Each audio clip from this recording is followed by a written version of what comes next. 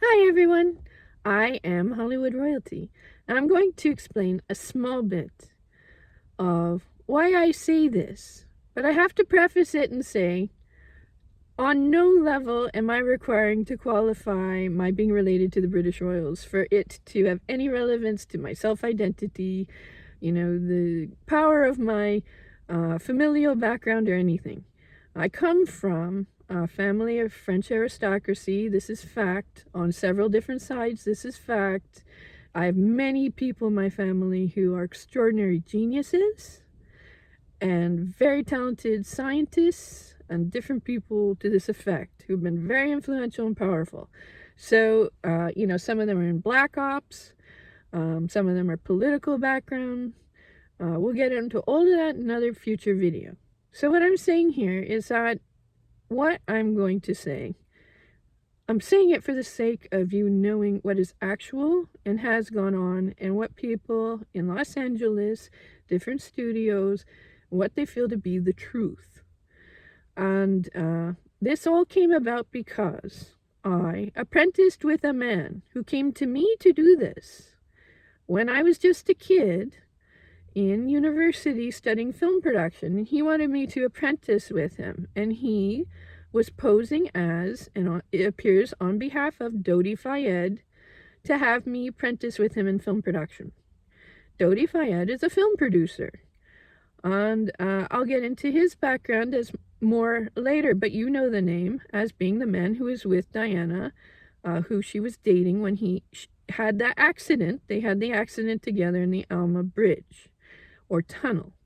And I, because of my unique perspective, I have a completely different view of what went on there, and that she was placed into a forcible exile. Dodi came to me in advance because where she likely was going to be placed into that forcible exile is where I'm from, because my family was already in the same forcible exile. Kind of forcible, but as well just hidden exile. I wasn't even aware of it, but the more I delved into their situation, I was unearthing my own familial background and why do I have all these people in my family who are so extraordinary and influential and powerful? Why do they all want to marry into my family? Well, this is partly why this has all come together. But in the same way, you want to still give them their privacy and respect and regard, because they have kept it very quiet. They do have their own areas of expertise and territories. We don't interact an enormous amount. I've kept myself, and the film business has kept me very far away from this while I've been making sense of it and attempting to gain these answers. So here is an example. This is not the only thing that went on. Just an example because it's topical, because you would have seen this recently if you had seen any of the Johnny Depp Amber Heard trial. I don't want to discuss it. I don't want to give you my opinion of anything there. Because I have had Johnny Depp interact with my life on and off. We don't do this directly. We do this at arm's length or through other people or creative works or different things. For it's now been nearly my entire life. This has gone on. He claims that he is a descendant of King Edward III. If you go and Google it, you will see it. Is it true? I don't know. It seems it's possible. My own familial background, I said, for him, it's more so, this is the thing that qualifies him.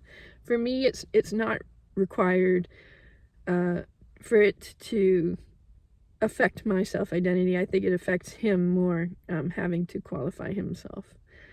But because I'm a British royal, within a hidden exile, and he's a British royal who's just of so far a descent that it became unknown after a while, our work and bodies and different things interact.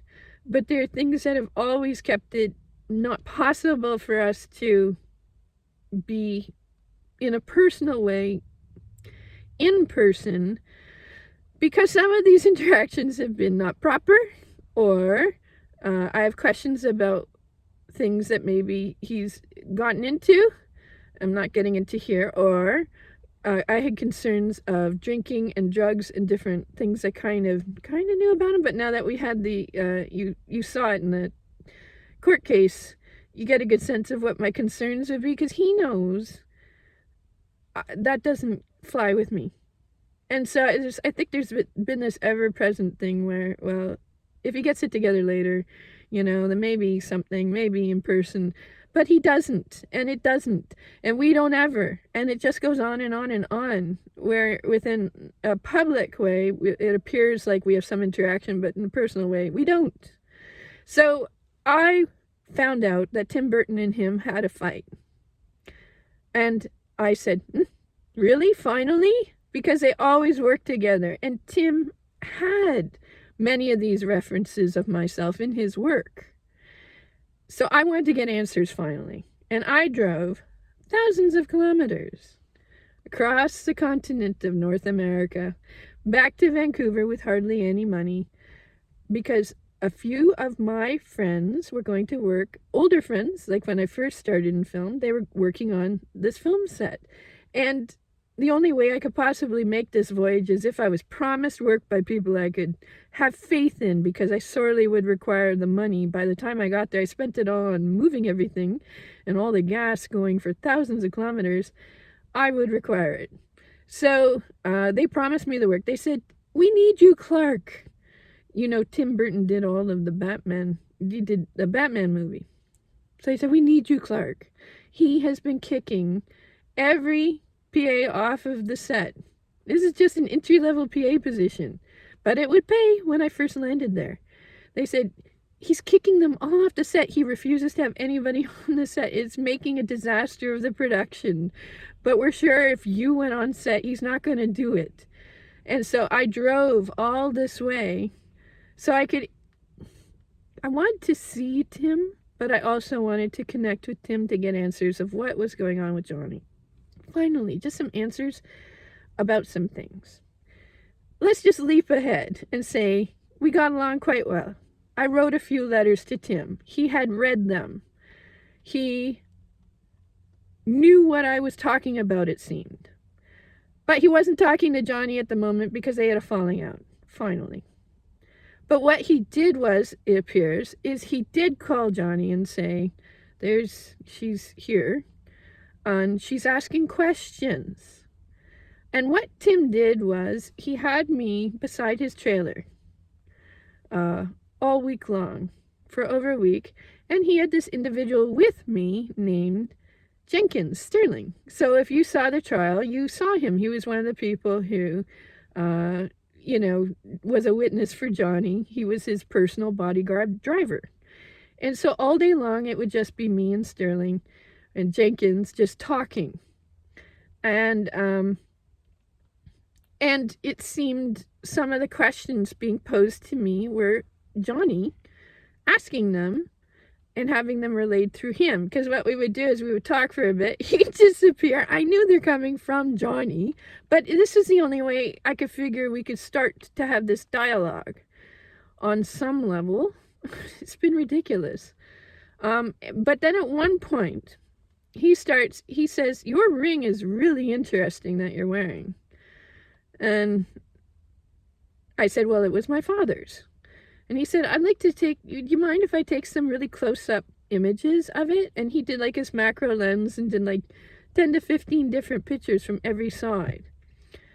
And what I have been considering is, it's quite possible that, Johnny with his rings, it's quite possible that he found out where it came from and made the familial connection to my grandfather, perhaps being King Edward VIII, who in the family went into exile with Wallis Simpson.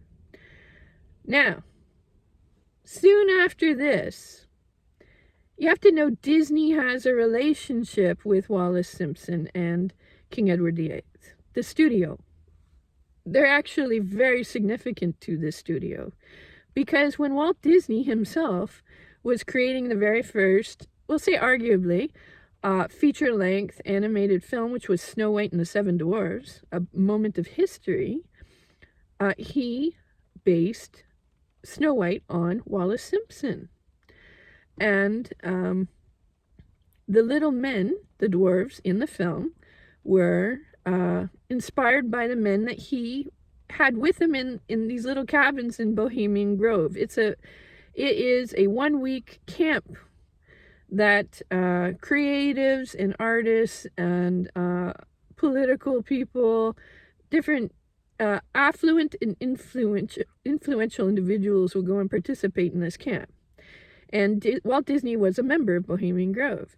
So the inspiration of Snow White was Wallace Simpson, and this is fact, you can look it up, and the little men who were the dwarves who help her out were Bohemian Grove members. And it's a huge story behind all of this. Now, I was pulled onto the set of Once Upon a Time soon after this, and Johnny took this image of my ring and everything.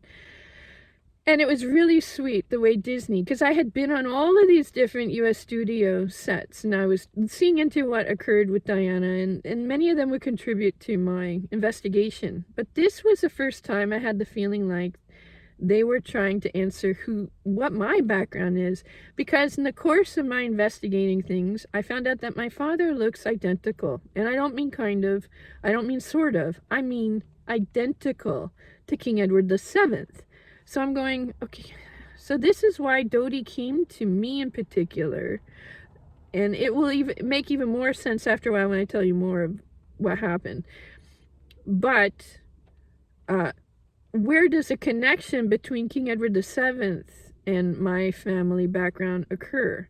And this is what Disney was going to try to answer to me, because they knew who I was when I ended up in this situation, and they were trying to figure the way to convey this to me, because if I was to come public with any of this and what I had been through, it was going to be a massive learning curve, and what I would have to go through for that to even be possible. And for Disney, my reputation and the perception of me is very important, because it's like it is being a real life Disney princess for them.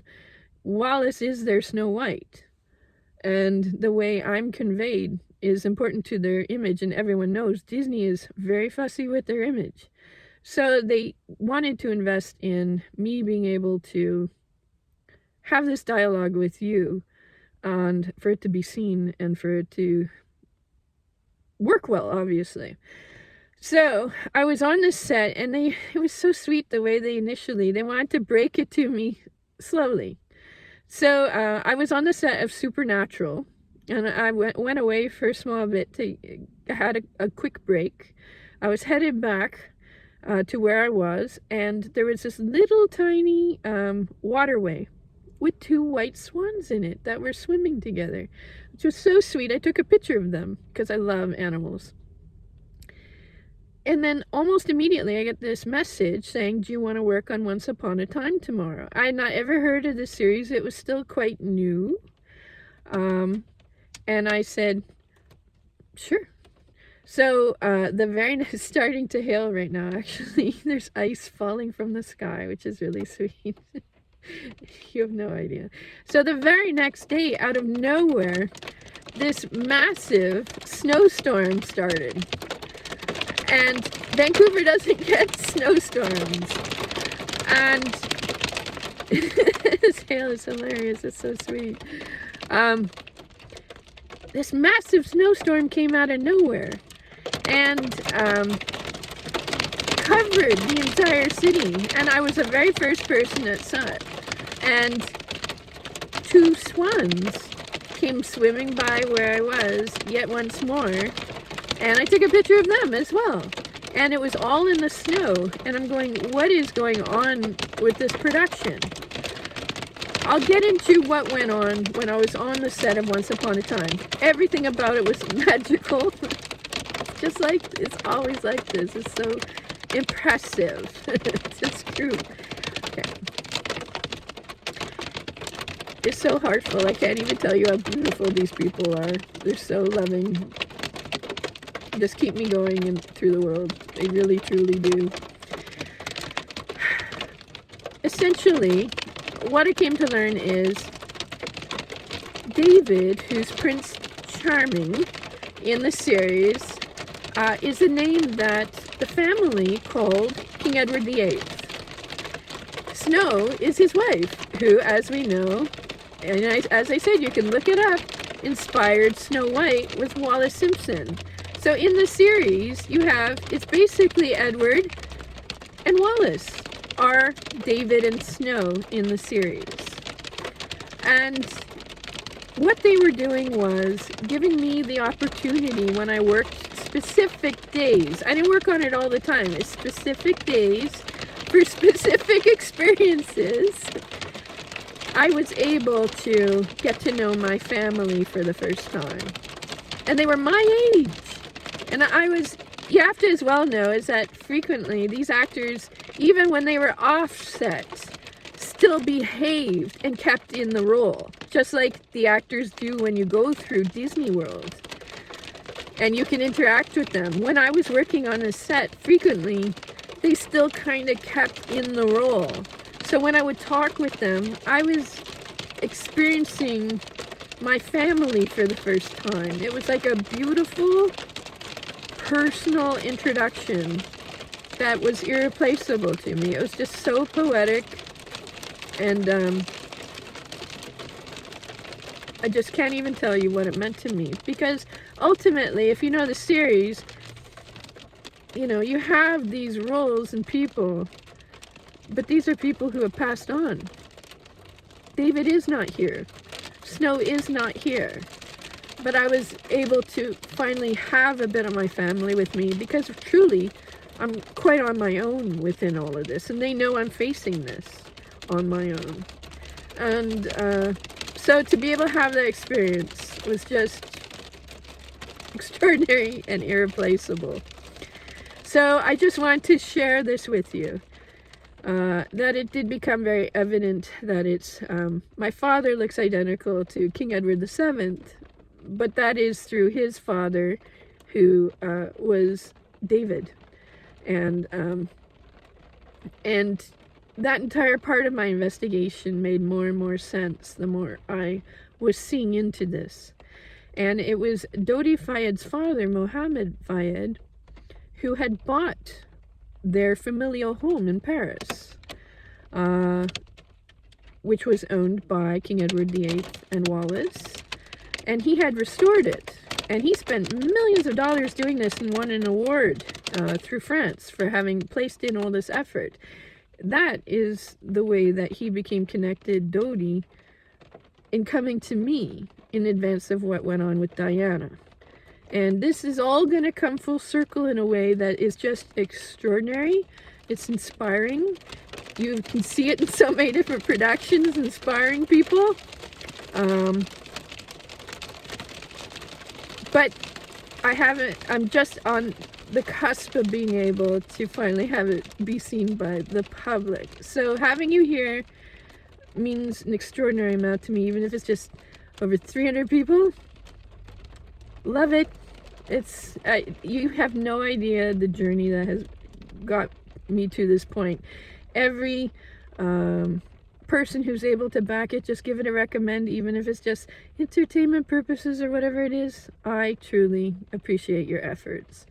And if you have any questions, leave them in the comments. I don't know if I'll be able to get into them just yet, but surely it gives me a sense of what you would like to know in my next video, and that I can probably do for you. So feel free to leave comments, ask questions, and I truly appreciate you sharing this and being here with me.